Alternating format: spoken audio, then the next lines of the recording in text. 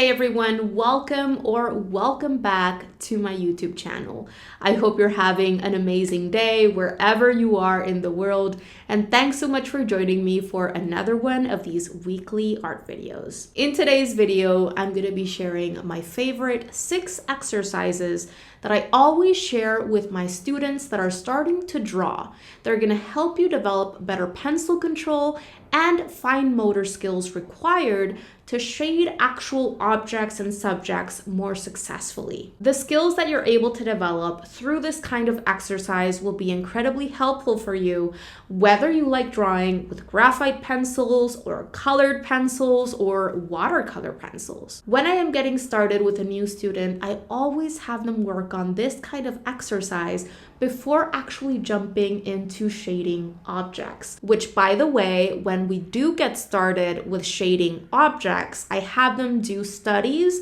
where they're shading simple forms first. Rectangular prisms, cubes, cylinders, spheres, that kind of thing. And then from there, they can move on to shading whatever subject they prefer. This way, the learning process is way less overwhelming and it's more enjoyable for them. They can focus on getting to know their drawing tool, gaining mastery over their medium, and then once this is kind of checked off, they can move on to using reference photos or things that they have in front of them in real life and capturing those different values that they see throughout the object or subject and making that happen in their drawing. So I cannot recommend this kind of exercise enough, especially if you're just getting started with drawing and sketching. I've organized these exercises that I've included in this video from easier to more challenging. So especially if you're just getting started, I would recommend going through these in order. With all that said, let's go ahead and jump straight into exercise number 1. All right, so for all of these exercises, I'm just going to be using one single drawing pencil grade, which is going to be a 2B pencil. Why did I choose a 2B? Because the graphite in its core is soft, but it's not so soft that I'm going to start laying down way too much graphite on my paper and things can start getting very messy very soon. So I would recommend going with something around a 2B. Now, if you haven't checked out my video in which I go over basic drawing supplies and different drawing pencil grades, I would highly recommend checking that out. I'll be leaving a link to that down below in the text section of this post. So with all that said, let's go ahead and jump straight into exercise number 1. So this is what I like to call a value or tonal strip. The objective with this exercise is to, as much as possible, fill in each one of these boxes with an even, uniform value or tone. In this case, I'm going to go from light value towards my darkest value at the far right. You can totally choose to do it the other way around and start with your darkest value in square number 1 and make your way towards your lightest value.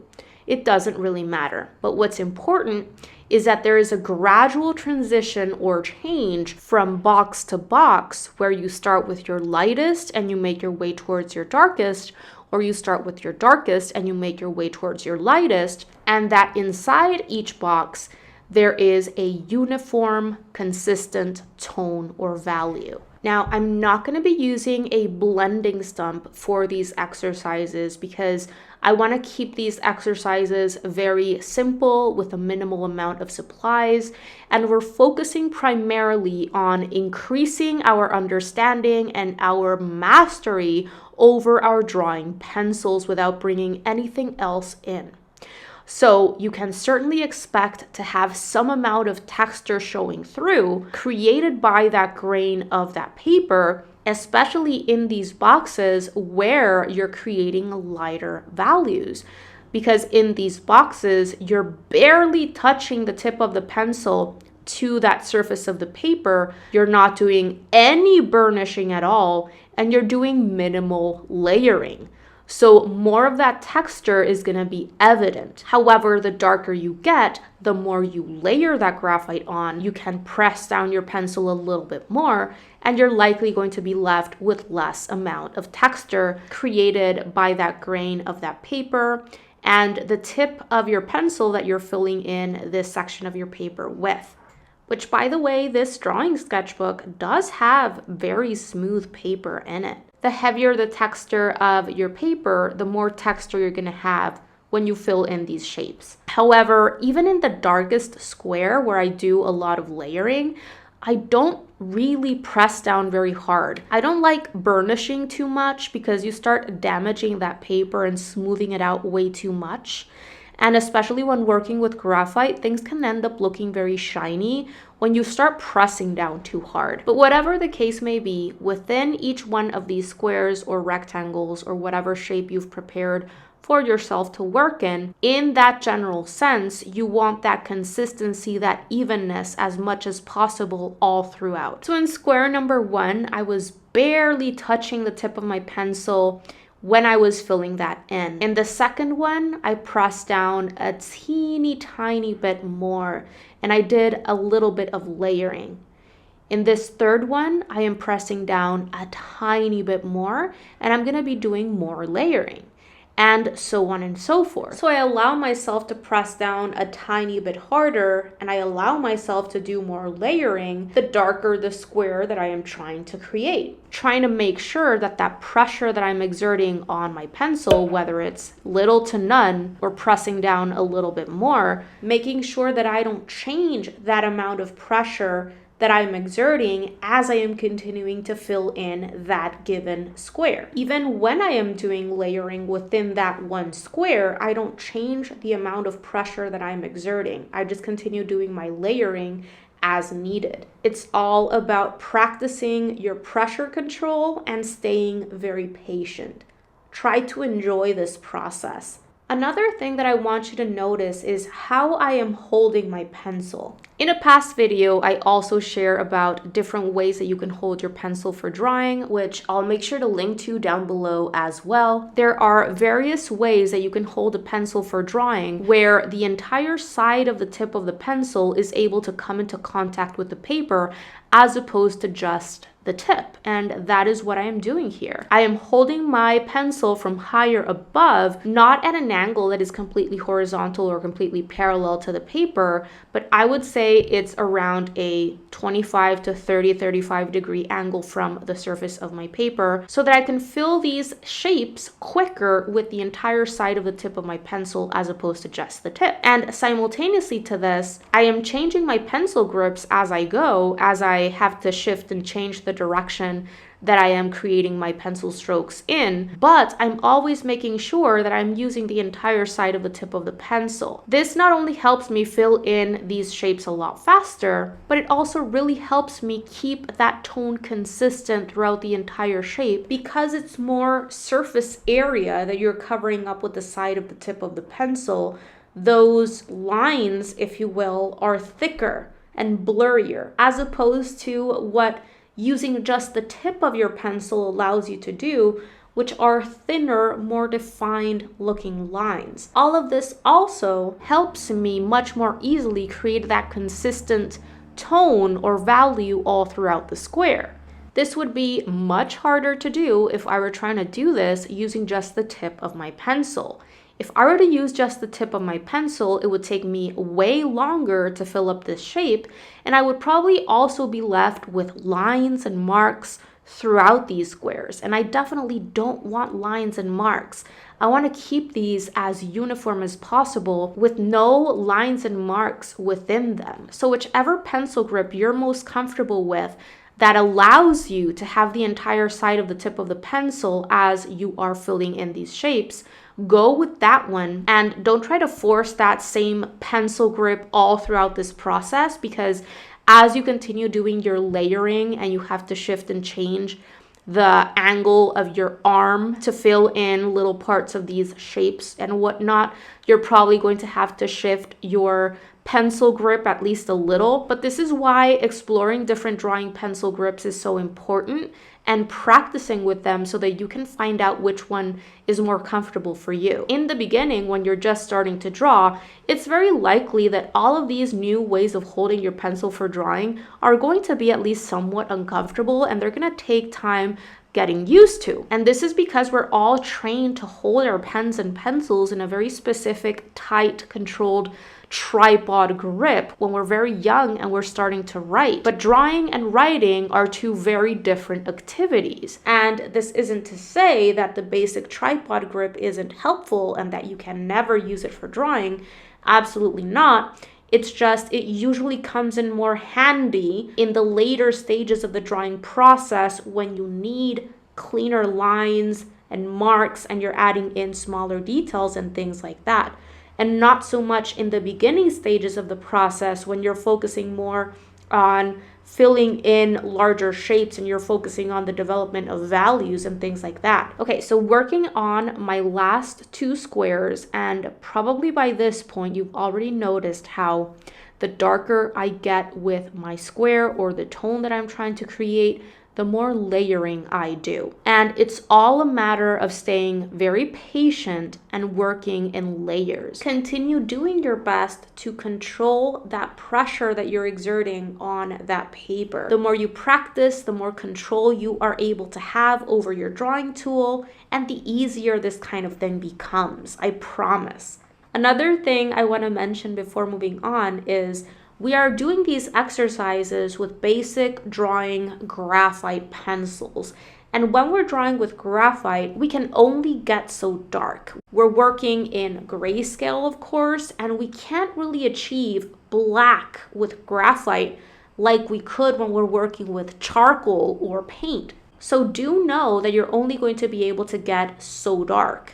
You're going to be able to achieve a very dark gray, but you're not really looking for black. But challenge yourself to create that wide range of values, because a wide range of values from very light lights to a wide range of midtones to very dark darks is always going to be required for any level of realism that you might want to create via drawing or painting. This is why this value strip or tonal strip exercise is so powerful to do, whether you like drawing or painting, and with whatever kind of medium it is that you like most. Value is key for creating depth on the page or canvas.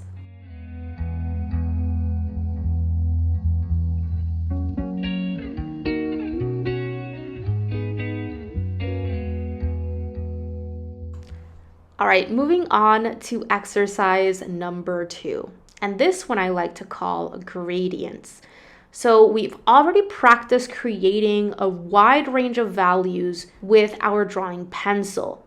However, in the previous exercise, these values were separate from each other. And with this next exercise, we're going to be working on creating gradients, flowing gradients, where one value or tone slowly turns into a darker or lighter tone, and we're not really filling in separate shapes, but we're more so in one single kind of transition, not lifting up your drawing tool from the page, flowing from dark to light or light to dark. And this requires even more control over your drawing tool, because you're not lifting up your pencil from the page at all. You slowly release the pressure as you're making your way from side to side or downwards or upwards, or you're slowly exerting more and more pressure while maintaining that tip of the pencil in contact with the page. So it's about slowly pressing down more or slowly releasing the pressure as you go without lifting up the tip of your pencil from the page. And right here, what you're seeing me do is I'm actually doing some quick practice work before filling in those rectangles that I've prepared for this exercise, just to warm up a little bit. And I would highly recommend doing this as well. So what I'm doing here is I am practicing these gradients, and I am challenging myself to do them from left to right, from right to left, going downwards, going upwards, going from light to dark or from dark to light. I would recommend challenging yourself in different ways, because if you just practice creating gradients from one direction towards another direction, like say from left to right if you're right-handed, or just going downwards and you don't practice the other directions, then you might be handicapping yourself, because when you're actually working on a drawing, you're going to have to create gradients in all sorts of different directions.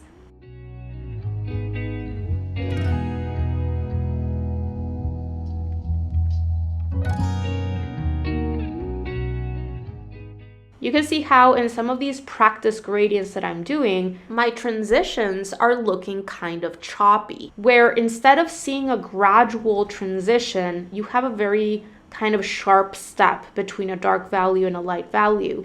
And what I am doing here is I'm just fixing that by going over that obvious stark looking step with another layer and making sure that I'm releasing that pressure as I'm making my way out from the darker value and into the lighter value. Or vice versa, applying a little bit more pressure and a little bit more pressure as I make my way into the darker values, which helps create a softer looking gradient. So you can always go in with a second or even third layer to fix those choppy transitions or make your gradients a little bit smoother, or even to darken that darkest section.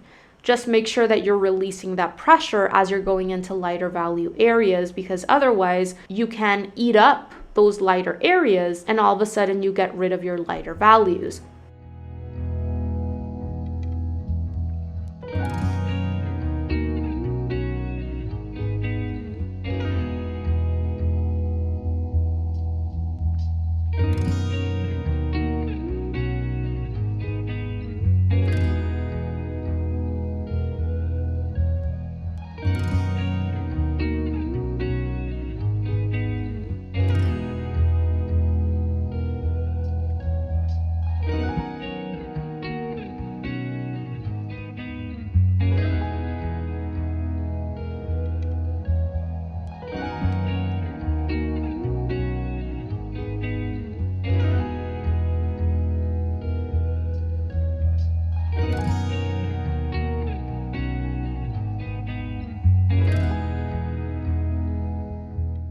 All right, so after warming up for a bit, it is time to actually start filling in these rectangles that I've prepared for myself for this exercise. So what I'm going to be doing in this rectangle in the left is I'm going to be going from dark to light. And then in the other rectangle, I'm going to be going from light to dark. If you're wondering, this is a piece of tracing paper that I have placed under my hand and my forearm. And this is just to prevent any smudging that might happen, because obviously I have some graphite in that lower section of my page there. So for this one, I start making my way from left to right, allowing myself to apply a little bit more pressure on the left side, which is in this one going to be the darkest area. However, I know since the beginning that I'm going to be working in layers, and so I don't expect my darkest section on the left to be super dark since the very first layer. I would rather gradually create more layers and in layers darken those sections that need to be darkened more, because it's always going to be easier to go in and darken than it is to go in and lighten. Of course, as I continue making my way towards the right with those layers, I am always releasing that pressure the closer I get to the rightmost edge. If I don't release that pressure, I run the risk of eating up those light value sections, making everything super dark and not arriving at that transition into lighter values that I am looking for.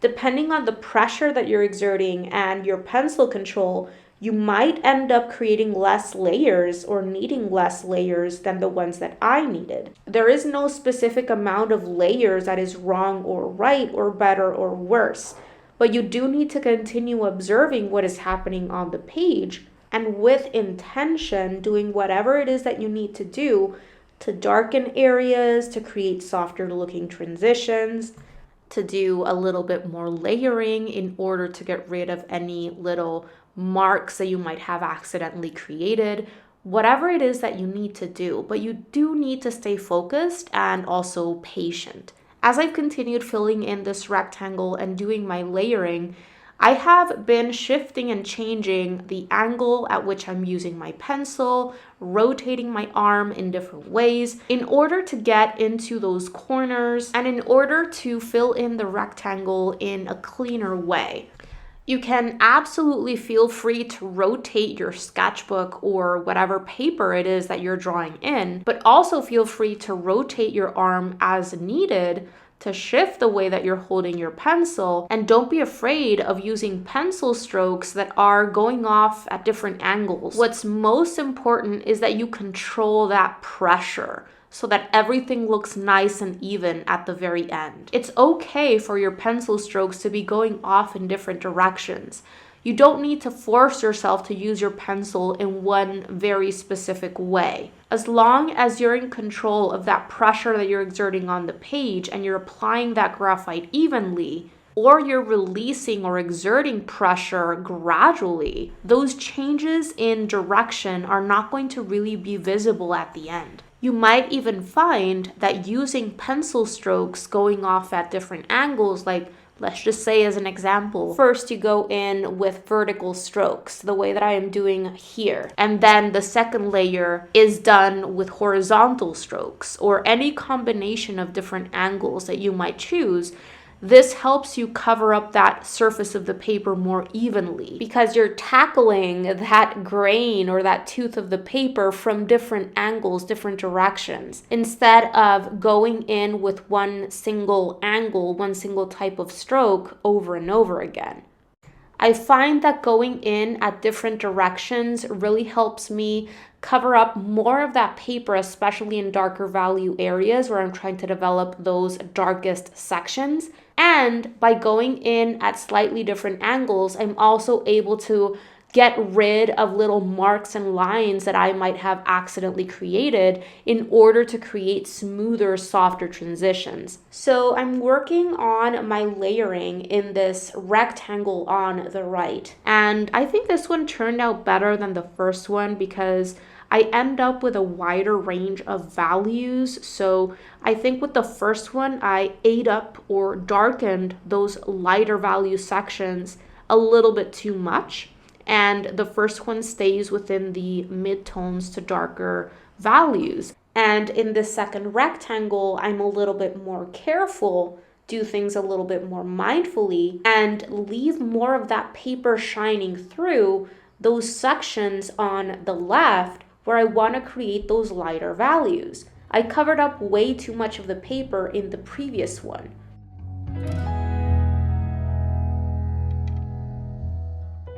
All right, jumping right into exercise number 3. And I did take some time to sharpen my pencil before jumping in. Exercise number 3, I like calling dark to light to dark. So inside of this square, we're going to be creating a kind of cylindrical look, if you will, because by keeping the central part of this square lighter and gradually having those light values in the center of the square turn into darker values along the left and right edges, the middle section is going to look like it's rounded out. It's going to be lifted or raised towards us in a curve. Same overall method and same tips apply that we have learned from the previous exercises. With this particular one though, we need to visualize that central section that we're going to be leaving free of graphite and make sure that as we're transitioning into this central section, we're exerting less and less pressure and leaving more of that white paper shining through. Gradually building up those darker values or tones in layers.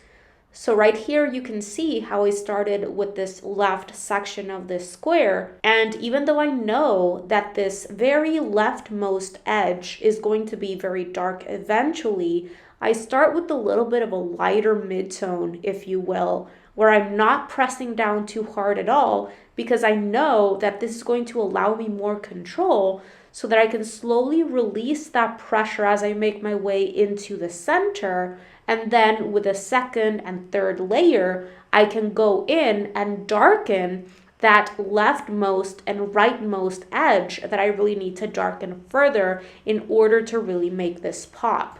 But there is no need to go too dark too fast. I know that by going in with a lighter midtone in the beginning, especially because that section where I'm creating my gradient is quite narrow, and I need to make sure that the central part of the square has no graphite in it, I give myself more control by working in layers and taking it incrementally a step at a time towards those darkest values. Remember, it's always going to be easier to go in and darken than it is to go in and lighten.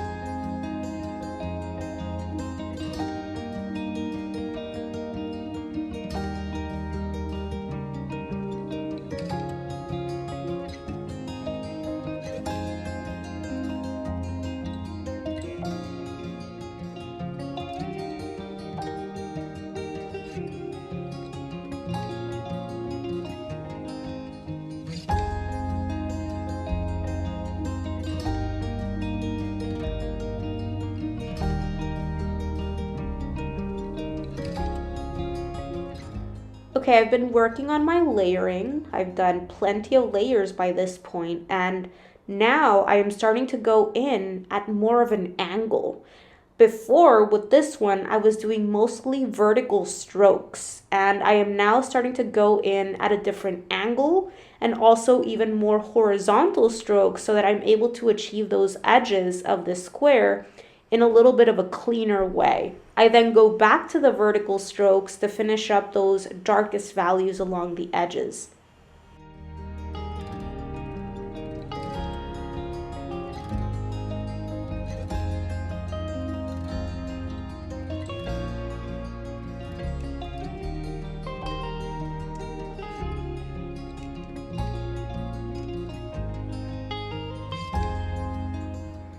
Okay, moving on to exercise number 4, and this one I like to call triangle gradients. We're going to be shading in 2 opposing triangles. And one of them, the upmost section or peak, is going to be the darkest section, and you're going to make your way towards the lighter side. And in the other one, you're going to do the opposite. So with these last 3 exercises, what's very cool is that they bring more of a challenge in terms of you have to really rotate your sketchbook or your drawing paper or rotate the angle of your hand and arm in order to more adequately fill in these different shapes that we're going to be filling in. I'm not rotating my sketchbook because it would be super annoying for you guys if I were to be constantly rotating this on camera.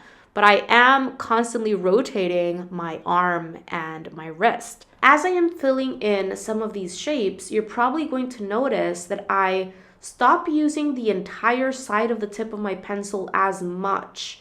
And I am now using more of the pencil tip because these shapes, especially the narrow parts, start becoming more and more complex. And the side of the tip of my pencil is a little bit too thick, too wide to get into, for example, in this case, that pointy section of the triangle. Initially, I do try to go in with the entire side of the tip of my pencil. And then once I move forward into those more narrow areas, I shift and change the way that I am using my pencil so that more of just the tip of my pencil is coming into contact with the paper. When I think that the space is way too narrow or too just difficult to fill in because the entire side of the tip of my pencil is too thick, I do go in with more of the pencil tip. However, it is key to stay on top of pressure control even when you're going in with the tip of your pencil because it's very easy to start creating those lines and marks that you don't want. Once again, after having created just that initial layer, I did see some choppy sections. But then I go in with subsequent layers and that layering process softens out those choppy sections. So don't think that your first layer has to look super perfect right off the bat. As long as your little imperfections are not too stark looking, you're probably going to be able to fix them by adding more layering on top. And if you're going to change that pressure, whether it's by releasing or pressing down a little bit more, make sure that you're doing it super gradually.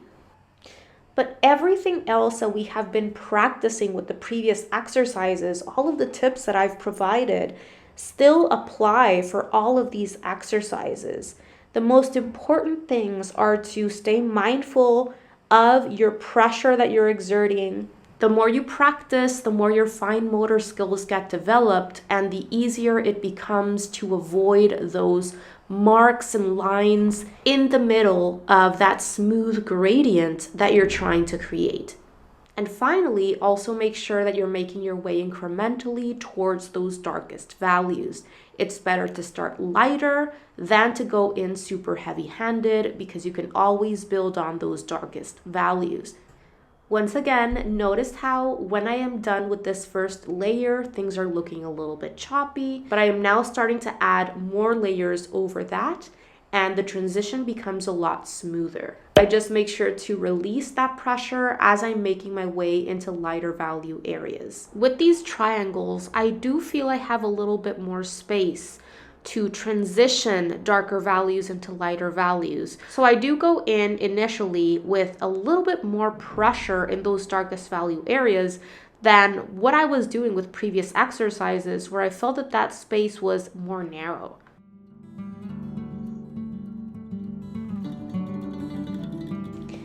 Okay, finishing up with this second triangle. And after this one, we're moving right into exercise number 5, which I like calling square gradients. It's a square inside of another square inside of another square. And this one is very challenging because of the very narrow spaces here that we need to fill in and create gradients in. So these are 3 separate shapes that we need to fill in. For me, the most difficult one is the largest square, and then the medium square, and then the little square is the easiest. But even the little square is hard to do because it's such a small shape that we need to create a gradient in. And then when it comes to the largest square and the medium-sized square, we need to make sure that the left and right sections look relatively symmetrical in terms of that transition. It's totally up to you if you'd like to start with the lightest part of these squares and make your way towards the darkest part, or vice versa. I do use plenty of horizontal motions and also vertical motions. So I lay down those pencil strokes horizontally initially, and then I go in vertically, and then I start using different angles when I start doing more layering. So there is a lot of challenge to this one, but hopefully if you've been following along with the previous exercises, you've already developed some amount of control over your pencil, your fine motor skills are getting developed, and you know what to pay attention to. I'm going to continue patiently and carefully working on these layers, incrementally pushing more and more, and making sure that I'm exerting less pressure as I'm making my way into lighter value areas. Making sure that I am releasing that pressure gently, gradually, or that I am pressing down gently and gradually as well. Jerks and sudden motions are a surefire way to create those marks instead of those smooth transitions that you're looking for. Okay, so I'm almost done with this first largest square, and when I'm done here, I'm gonna get started with the medium-sized square, making sure that this second medium-sized square is inverted or the opposite to the largest square. So if in the largest square I had the lighter values at the top, in this medium-sized square I'm going to have the darker values at the top, and I'm going to make my way down into the lighter values. And then the smallest square is going to be the opposite of this. Once again, I'm going to do my best to keep those sides as symmetrical as possible in that medium-sized square.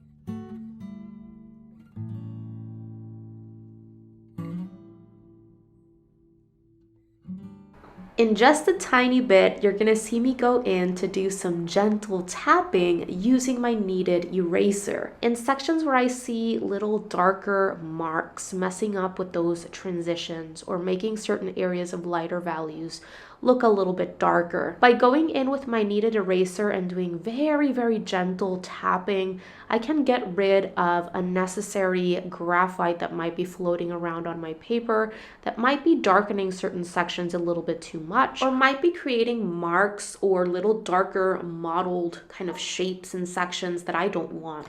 But I make sure to do it very, very gently, because if I press down too hard, I might end up removing too much graphite. And remember that we can also create lines and marks with erasers, and I don't want any lines and marks anywhere. If I remove too much graphite or create lines and marks, I'm going to have to go back in and fix that with more graphite. And the more times I have to go in and remove and fix things, the more chances there are of having visible patches at the end. So if you use this little hack, make sure to do it very, very carefully. And finally, there's exercise number 6. And this one I like calling sphere on gradient. So in this one, we're going to be developing a spherical look inside of this circle in the middle of the square. And behind the sphere, we're going to have a gradient. So in order to create a spherical look, I first have to think of where the light is going to be hitting the sphere from. I decide that the highlights and sections of central light are going to be in the upper left area of this sphere. This means that the light is going to be hitting the sphere from the upper left, and the shadow side of the sphere is going to be opposite to the light source on the bottom right. So it entails some visualization here in order to plan for that highlight area and in order to keep that highlight area protected as you're shading in the rest of the sphere. You want to keep that highlight section free of graphite with that paper shining through completely, and the sections of central or direct light around the highlight should have very little graphite in them. And then from there, we transition slowly, gradually, incrementally into the darker values on the lower right. I do have a full class in which I teach you how to shade spheres using watercolor, where I talk about these different sections in light and shadow areas. So if you're interested in that, make sure to check out that tutorial of mine. I'll make sure to leave a link to that down below. You're going to see me use multiple angles, multiple directions as I am shading in this sphere. Changing the angle that I'm laying down those strokes in really helps, because this is a circle that I am shading in. This one to me is the most challenging of all, because so far those gradients have been created in a linear fashion. Whereas when you're shading a sphere, it's more of a radial gradient that we're working on. It helps to visualize a crescent moon shape in that darkest value section, and also visualize that section of highlight as a circle that needs to be left alone, free of graphite. And your circle can be smaller than mine. For me, it just helps to keep a larger section of highlight protected with no graphite in it, because I know that later on I can always make that highlight shape smaller by going in and working on that transition a little bit more. Those sections where very light values turn into white. It gives you more control and more space to work with if you initially leave a larger highlight section. After doing some work in that sphere, I go ahead and get started with the gradient in the background. And this background gradient is really going to make the sphere pop. You can see how I'm going in initially with vertical motions, vertical strokes, as I am creating that initial layer in the background. I jump back and forth between working on the sphere, then working on the background, then go back to working on the sphere, then I go back to working on the background until I arrive at the effect that I want. Something that's key to remember now and in the future when you're working on any kind of drawing or painting is that how light or how dark we judge an area to be really depends on the values around that area. Initially, you might think that you have developed very dark values in the sphere if you started with the sphere, but then if you start developing even darker values than that in the gradient behind the sphere, those dark value sections inside of the sphere that you initially thought were super dark don't look as dark anymore. So after doing your work in that gradient, if you feel you need to go in and darken sections of the sphere even more, you can go ahead and do that.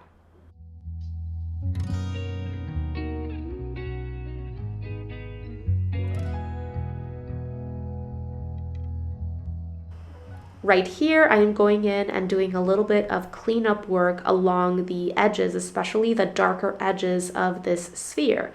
Because as I've been working on my shading, my shape has become a little bit wonky in some sections.